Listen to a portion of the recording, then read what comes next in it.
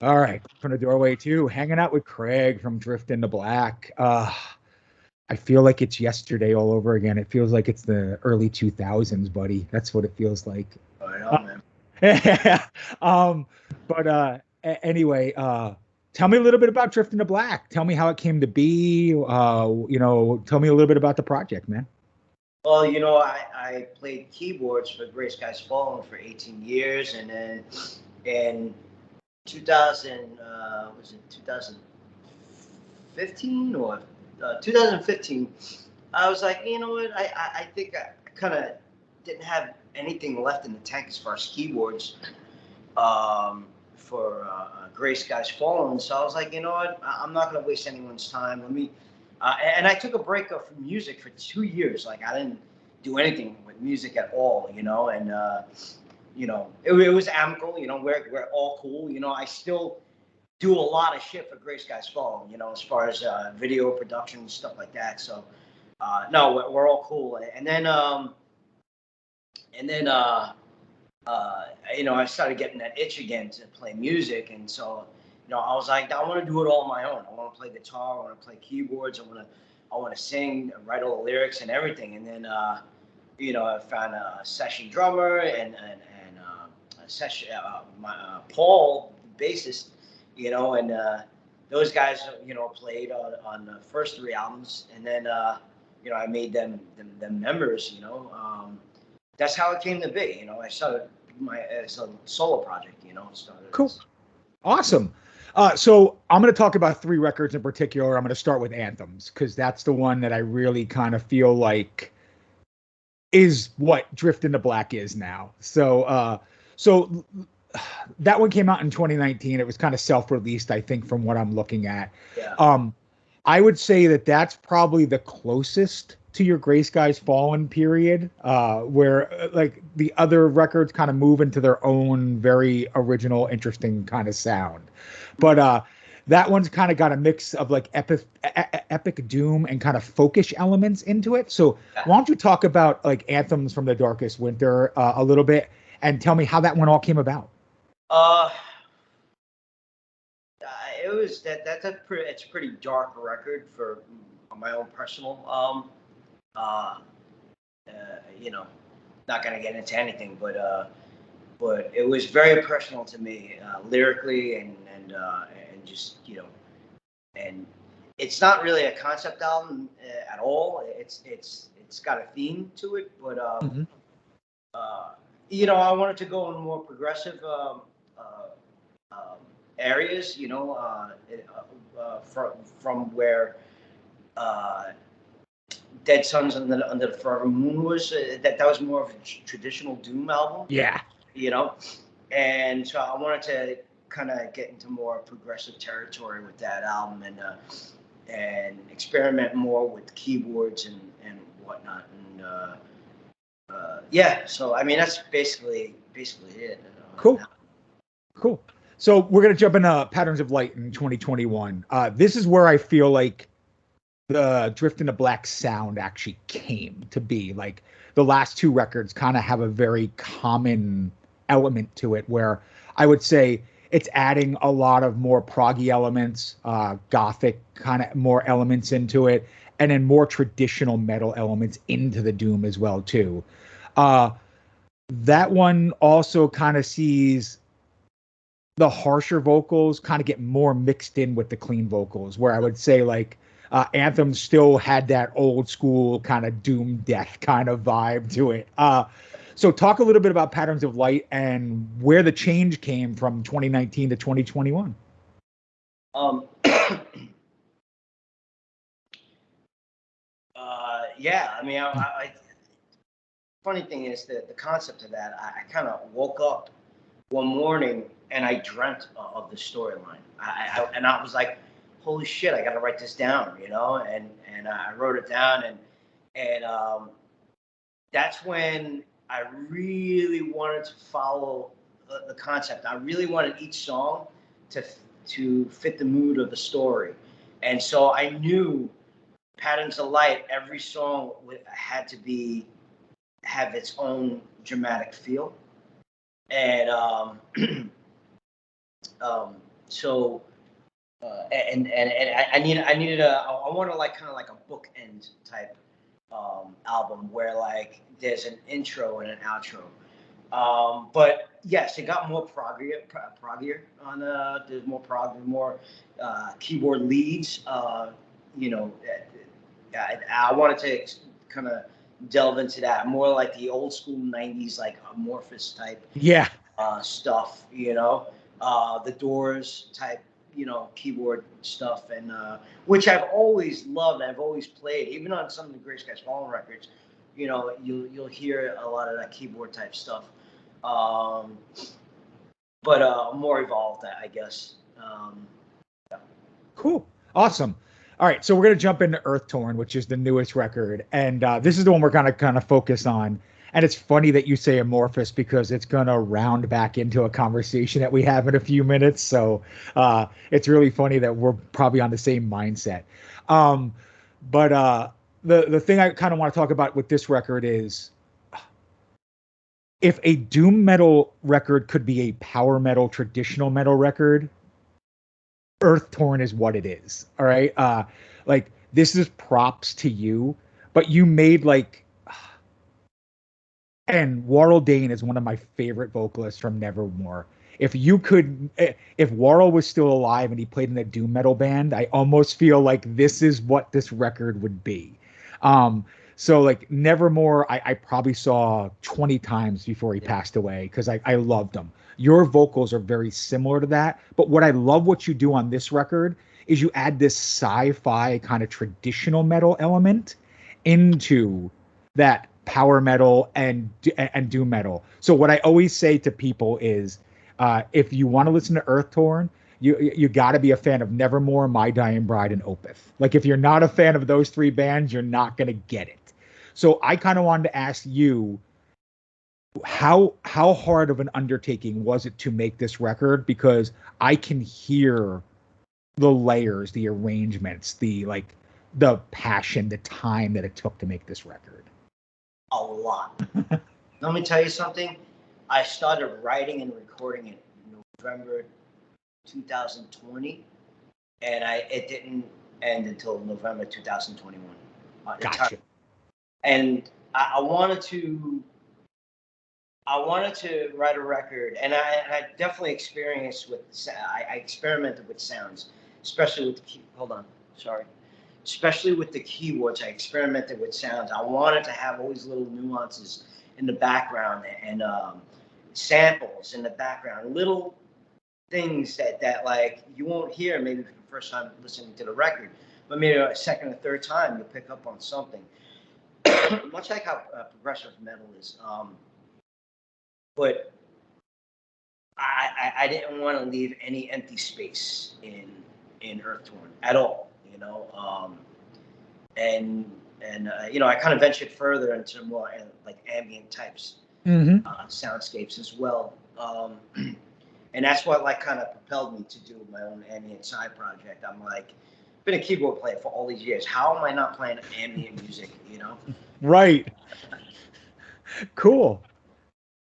So I kind of want to ask, why the massive progression from record to record to record? It's not something that normally happens. A lot of bands kind of slowly grow, but I would say from Anthems to Patterns to Earth Torn, it is a very different project with the same kind of roots, but it keeps kind of moving into a much more complex, kind of intricate project. Is it something that's just happened naturally, or has it been a thought out progress throughout each record? I just try to outdo myself. Gotcha. You know, I just try to outdo myself. If it's not good enough, I or better than the last record. I mean, I don't want to. You know, I want to constantly outdo myself. I listen to other records, and I think my stuff is not even good enough. Like I listen to other records. I listen to, you know, like Swallow the Sun and all these Saturnus, and I'm like, this man, I wish I could play like that. I wish I could play like that. And I wonder if people say this shit about like Earth Torn or Patterns of Light. You know, I don't know. Like I really don't know where I am on the spectrum of compared to other bands and stuff like that. You know, So I always try to do my best, and I always try to outdo the last effort, you know. And I want to keep it. I want to keep it catchy. I want to keep the melodies, the hooks. You know, I want to draw listeners in. So that's very important too. You know. Nice. So years and years ago, I actually met the guys in Saturnus, and they gave me some really good advice.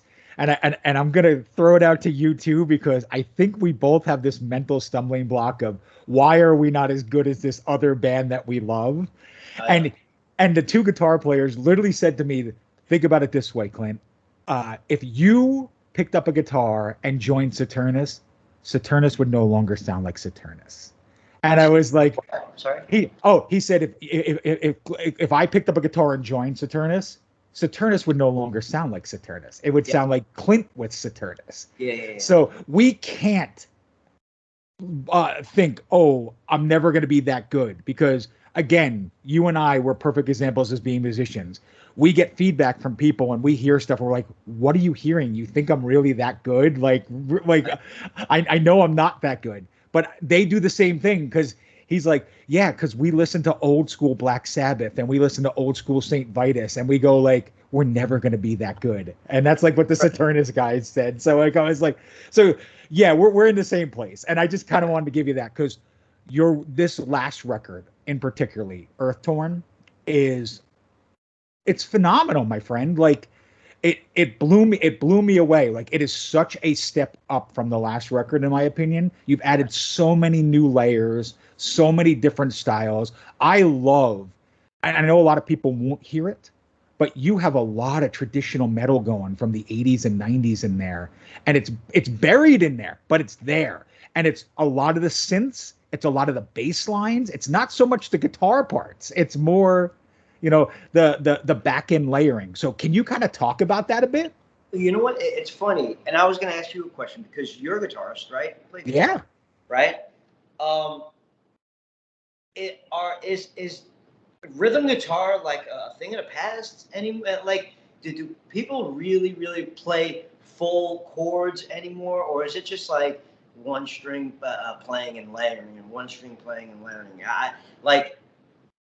You know what I'm saying? Like rhythm playing is not how it used to be. Like in the right. Am I right or am I wrong? I mean, no, you're absolutely right. I am a true traditional like rhythm guitar player. I do not play leads. I don't do the single note picking, and I miss that too. You're absolutely right. Okay, I'm not crazy. No. Right. So yeah, that's. I mean, I want it to sound big. I want it to sound heavy, and so I mean, yeah. So I'm a chord guy. So that, like going into this, what was your question again? I'm sorry, I got sorry. Oh no, that's fine. I was gonna say those traditional '80s elements and '90s like of trad metal. It's kind of buried in there, but it's there. How did you arrange that all into it to get those sounds where people like old folks like us that love that kind of music can hear it? Yeah, I mean, because I like to hear it. You know what I'm saying? I'm still listening to Skyclad. I'm still listening to Old Amorphous. I'm still listening to, all those bands, and it's enjoyment to my ears. If I don't like what I'm playing, I'm not gonna record it, So if you think it's old school, you don't listen. I mean, I don't give a fuck. Right, right. But like yeah, I mean, yeah, I tear up my hands more than But there's some parts where I do play single notes, like in It Fell from the Sky, like that there's a doom part where I'm just playing, which was single noting it, and it sounds cleaner, but it doesn't, but less heavy. It sounds cleaner but less heavy, but yeah, no, I do like that full chord playing and nice, and the chugs,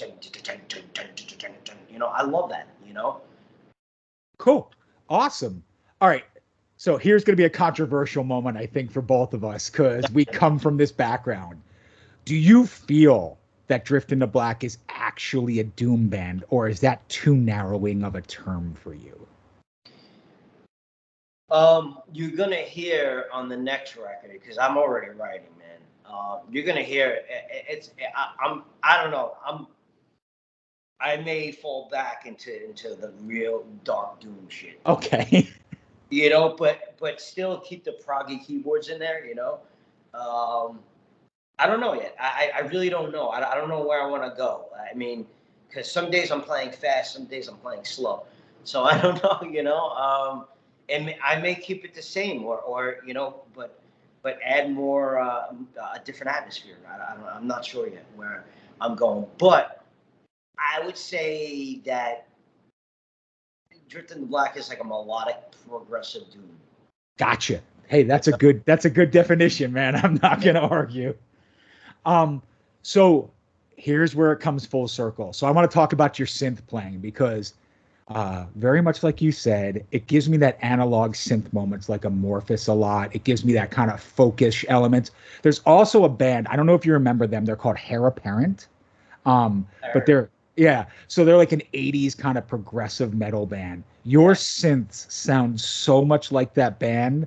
I was just wondering if you like them, if you've heard them, and if not, maybe check them out because, like, literally, I think you and this keyboard player are kindred spirits. Yeah, no, I heard of them, but I never heard them. But yeah, I do like the analog leads and stuff like that. I got this guy blinking like crazy behind me. I can see, yeah. I love it. I love it.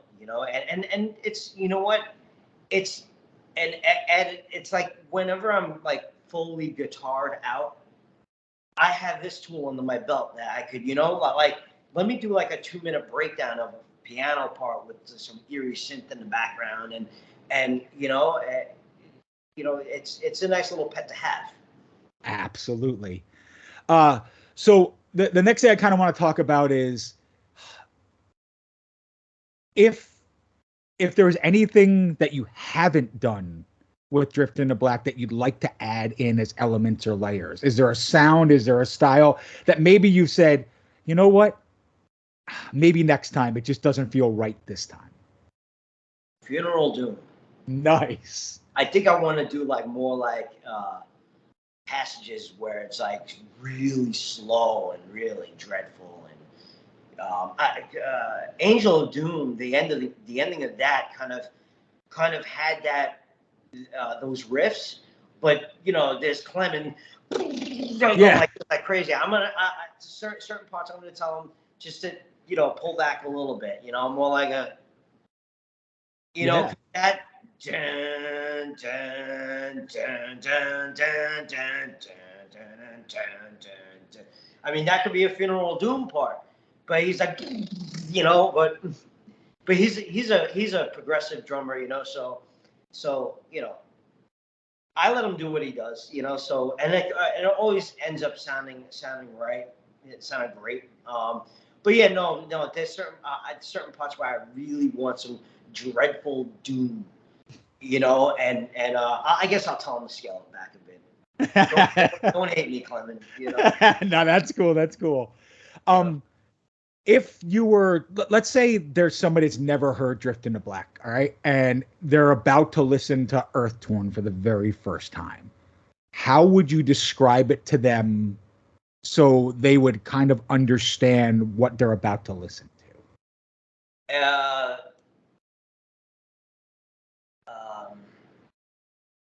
A melodic doom opera. Okay. A soundtrack, like to a movie, but you're not watching a movie. You're listening to the lyrics. Every song, you're not gonna, the concept album. Every song sounds different. So don't expect one song from the next sounding the same. So there's a variety in there, and a variety for everybody. So you got to go into it thinking that there's going to be different sounds and different tempos and whatnot. So cool. So Patterns of Light came out on vinyl on Black Doomba, right? Yeah, Black Records. All right. And now this one, Earth Torn, came out on Black Lion on CD and digital. Are we going to see a vinyl release for this one? I don't know. Oliver, come on, man. Come on, dude. Let's go chop chop. I don't know. We'll see. Yeah, I guess we'll see how good it sells. If it is selling. I don't know if it's selling or not. I try my best to push it. Yeah. But so hopefully that'll be great. I mean, that album would look amazing on vinyl. And it'll sound amazing on vinyl. Cool. It's already got like an organic sound to it. Yeah. So I think it would sound amazing. So hopefully. Cool. How did you hook up with Black Lion? They seem to be growing by leaps and bounds, man. So dude, it's crazy. They got great bands. On their roster. So I was always liked Black Lion on Facebook and Instagram, and every time that feed would pop up, every time they would pop up on my feed, I would like everything that, and then I started noticing that they got a lot of different types of bands. They have some death metal, they have some black metal, they have some retro 80s metal bands on there. They got a nice mix, right? So they were always on my radar. So as soon as I got back the masters from the engineer, right, they were like the first label. I put it on SoundCloud as a private link. And I shot the link out to Black Lion Records, right? And a bunch of other labels, and then all of a sudden I got a follow notification from Black Lion Records on SoundCloud. Nice. I'm like, oh, they're listening to it, right? And then Oliver reached out to me and he says, hey, we kind of dig this. We could get behind this. I'm like, that's amazing. That's awesome. I mean, I've been loving Black Lion Records. I've been loving like what I've been hearing from the label, for a while now. And so it's kind of like a match made in heaven. So I hope, and for me it is, I hope it's, for them, so. Cool. Yeah. I mean, it's been getting really good reviews. So like, you know what? Neither one of us can know how much something's actually selling because we're the musicians. We're not, we're not the PR guy behind all of this. So, if you could make another record with Black Lion, is it something that you want to be able to do? Oh yeah, definitely. Perfect.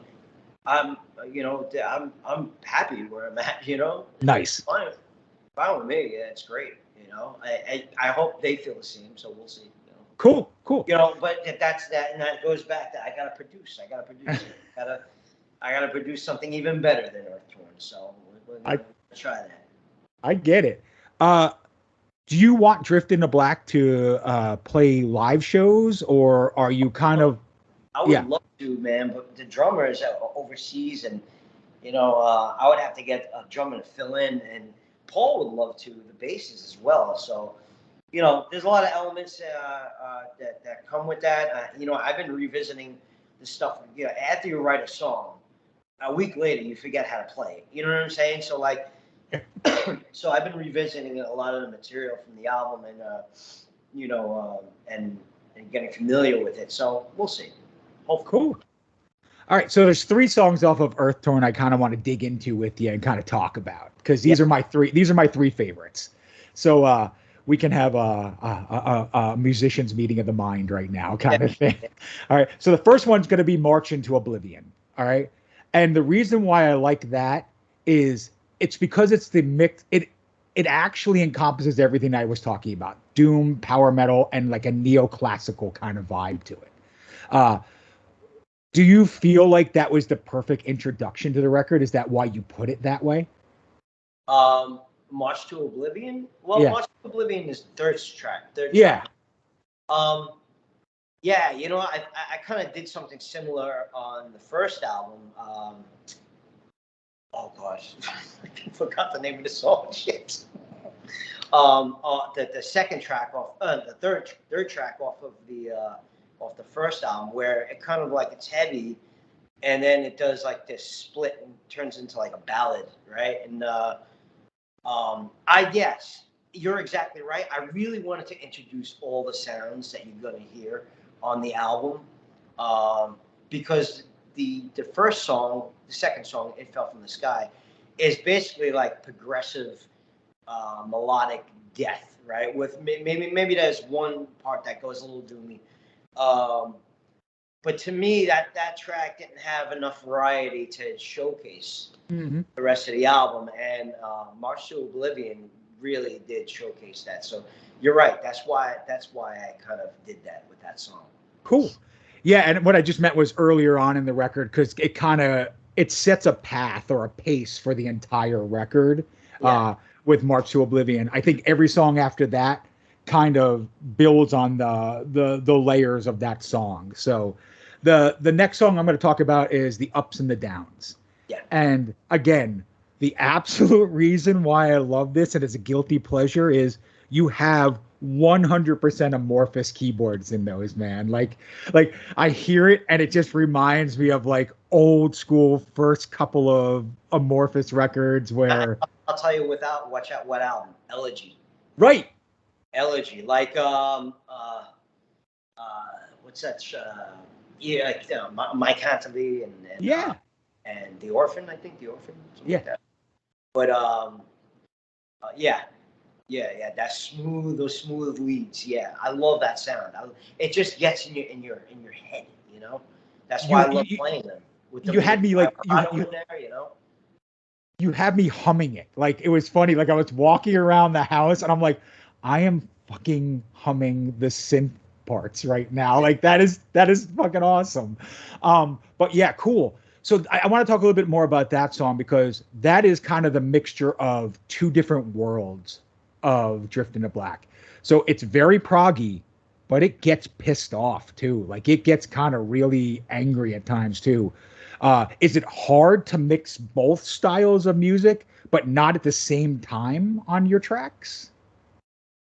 No, you know what? It's not. I mean, if you, I mean, it is. It is. But if you're following a lyrical concept, you know, you're gonna play to that emotion. If that makes any sense. Yeah. You know, so when it goes heavy, when those heavy guitars come in, there's a lot of emotion. Like it's just like everything's just coming down. You know, like crashing in and you know, and you know, the beginning part is like the calm before the storm, and after those heavy guitars ring out, it's the aftermath, like the total, you know, nothing left. You know, nothing. Cool. You know? So yeah, that's another song that just kind of there's different elements, and you're right. It's not hard if you're following a concept, if you're following a lyrical path. Cool.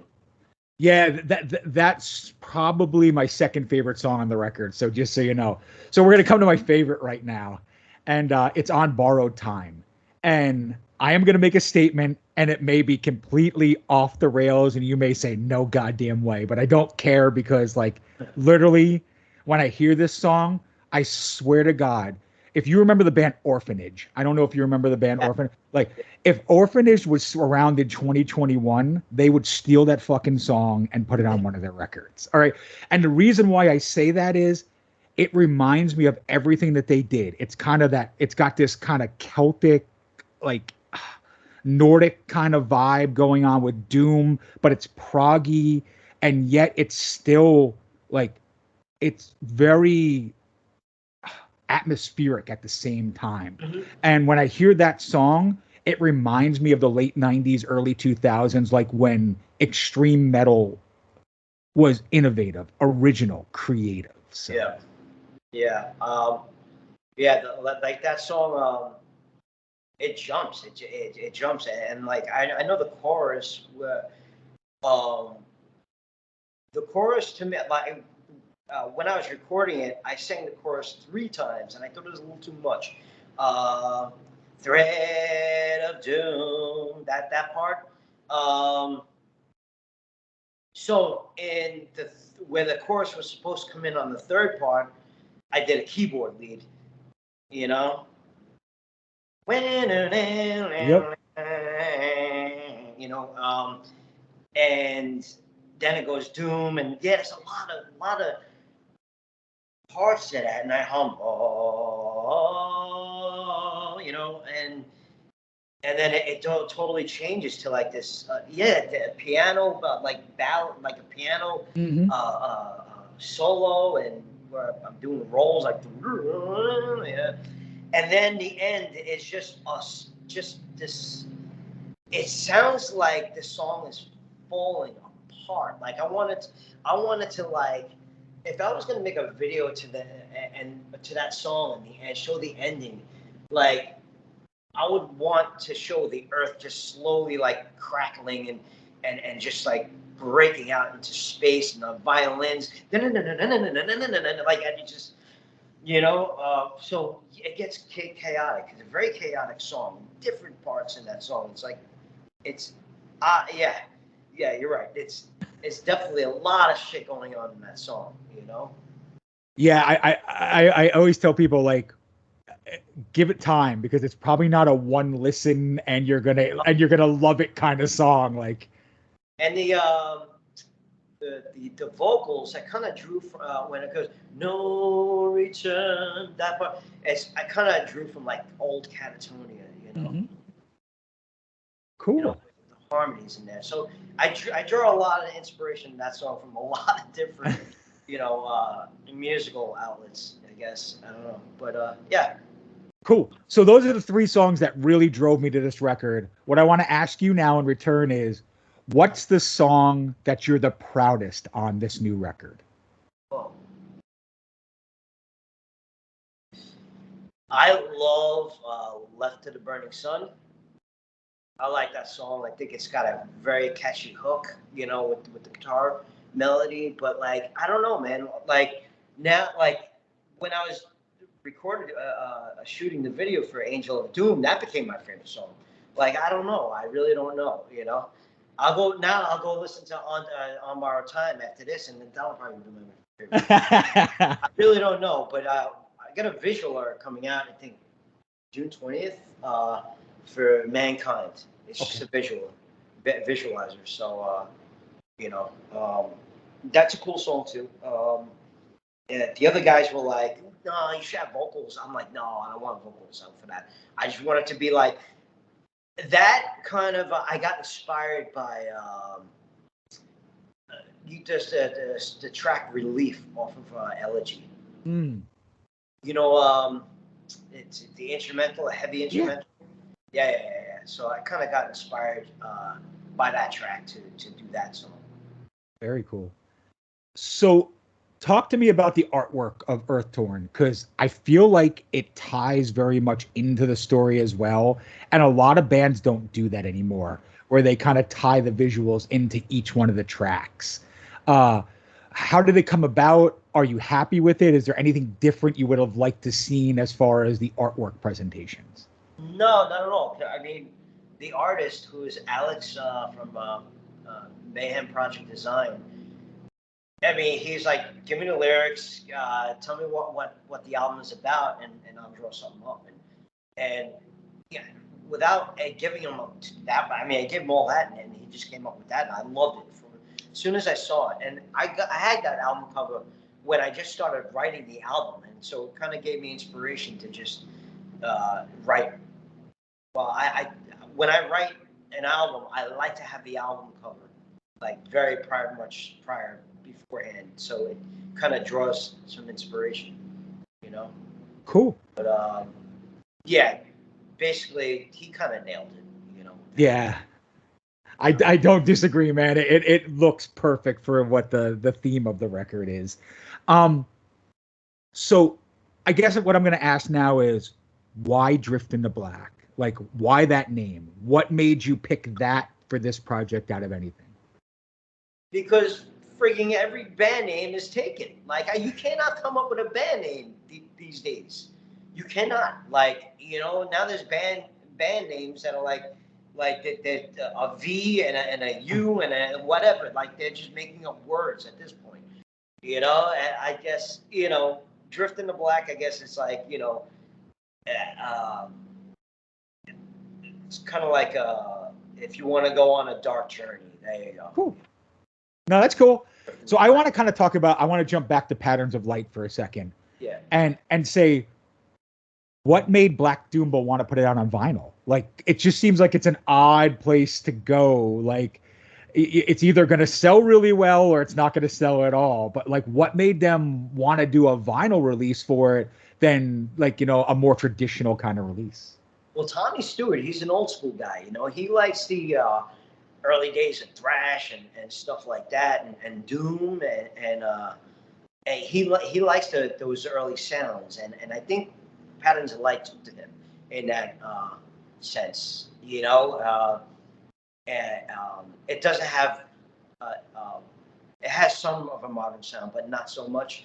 And now all these stoner doom bands, that's becoming a more modernized sound, Right. And the guitar sound on Patterns of Light kind of had like a sludgy type sound a little bit, So I think that's what drew Tommy to liking it and putting it out, So Cool. If there was anybody on the next record you could ask to come work with you, who would it be and why? Aaron from My Dying Bride, bro. Come on. I tried to work with him on Anthems from Darkest Winter, and on the song Seasons. It's kind of like a piano thing, and and I was like, dude, if you just want to do spoken word, or whatever, do your own thing, and we kind of like didn't. It kind of like didn't come into fruition for whatever reason, but I would like to work with him. I think it would sound awesome for him to come in and do some vocals, man, or whatever, do a spoken word part or something like that, something cool. Cool. I like him. He seems like a really nice guy too. So. Nice. So take a minute and talk about this ambient project that you're doing. So tell us a little bit about that, and where's it going? Where's it heading at this time? Well, so far we released 3 videos on YouTube, right? And there's 5 videos, 5 tracks, and it's about it's called, the EP is called Here Forever, and it's about a probe drone that is sent to a thought to be desolate planet to analyze and to report about the planet, what kind of air it has, and all this other stuff. But as it crashes into the planet, it loses contact with whatever planet sent it there, and so it's there forever, here forever. So every song is about its journey and its dark discoveries on the planet, and it's and it's thought to be an uncharted planet, but it may not be the first to visit the planet, and it also may not be there alone. Awesome. So every EP is going to be 5 days. So the next EP would be day 6, day 7, day 8, day 9, day 10. And it's kind of like a Pink Floydish. There's some Floydish, Gilmore-esque clean guitar stuff in there, and you'll hear some really weird, eerie keyboards, and kind of the stuff that you would hear in Weight of Two Worlds off the Earth Torn album. So this is kind of like an extension of that, Cool. That's what I thought. That's why I was asking. It didn't feel so much like a side project as just a kind of auxiliary thing that it's my non-metal Drift into Black kind of side. So yeah, with Earth Torn, it's an alien that's crash landing into Earth. With Days in the Abyss, it's an alien sending a probe to another planet to crash into that planet. Yeah, cool. Opposite. Cool. So. No, awesome. So what I'm going to do right now is kind of give you the floor, talk about the band, talk about what you're doing, anything that you want to let us know. The floor is yours now. Just pushing Earth Torn and pushing Days in the Abyss, and as well as kind of like trying to work on developing a sound for the next album, and writing riffs. I'm just noodling around on the guitar a bit, and trying to build a vault of riffs, and because I'm kind of after Earth Torn, I'm kind of depleted, you know. And you always have to have that vault of riffs that you go to, you know. Oh, this would sound good here. This would sound good there, you know. So, but I'm taking it easy, you know. I don't think I don't think you're gonna see another Drift in the Black album next year. You may see one early 2024, you know, because I really, really, really want to make it really good. You know, I don't want to rush anything. So that's basically it, man. You know. Cool. Yeah, I'd say take your time because Earth Torn's a kind of record that you need to take time and listen to. I could tell you, like, I fell in love with it, probably listened 6 or 7. It wasn't like where, like, I heard parts I loved in it, but, like, it really clicked after, like, a half dozen listens. So, yeah, I would even tell people to, what was that? That's crazy. Like, I'm wondering if that, because I mean, it already got like 1 or 2 bad reviews out of like 17 good reviews. 1 or 2 bad reviews, and I'm like, whatever, you know. I mean, what were you listening to? But anyway, maybe that's because like it's like it didn't click with people in the beginning, you know. So I don't know. I mean, it is definitely yeah. Somebody said it's a slow burner, and I'm like, well, because it's doom, or or it takes a while to click, you know. So that's interesting. That's interesting. Yeah, it's not because it's a doom record. It's because there's so much going on, and the problem with records like this is people's attention spans are shit these days. Yeah, I know. So, like, when you have a 6-7 minute long song, they're going to listen to the first 2 minutes, and if it doesn't grab them, they're going to move on to the next track. Yeah. Where folks like you and I, we listen to albums. We don't listen to songs, okay? And I will listen to an album back to back 2 or 3 times, and then I'll start picking the songs I like to dig deeper into them. So. And that's exactly what I wanted for Patterns of Light and Earth Torn. I don't want someone to be like, let me just put on track 4 or track 5. Like, you can't do that with those albums. You can't do that with Pink Floyd, Dark Side of the Moon. You can't do that with Queensryche, Operation Mindcrime. You Right. can't do that. You know. So, I mean, that's the beauty of concept albums. But it's both a blessing and a curse, you know, as well, because a lot of people ignore it, you know. But I don't give a shit. Fuck them. Hey, yeah, but you know what? You got a good record, man, and that's what matters. Yeah. So anyway, Craig, man, thank you so very much for doing this. It's been an absolute pleasure. Man. Talking to you. Good seeing you again, man. Really, man, you're doing good things. You're doing good things. I feel the same way with you, so thank you very much. But again, until next time, Clint from the Doorway 2, hanging out with Craig and from Drift into Black. Guys, pick up this goddamn record. You'd be foolish if you don't. So anyway, man, see you and thank you very much. Thank you. Take care.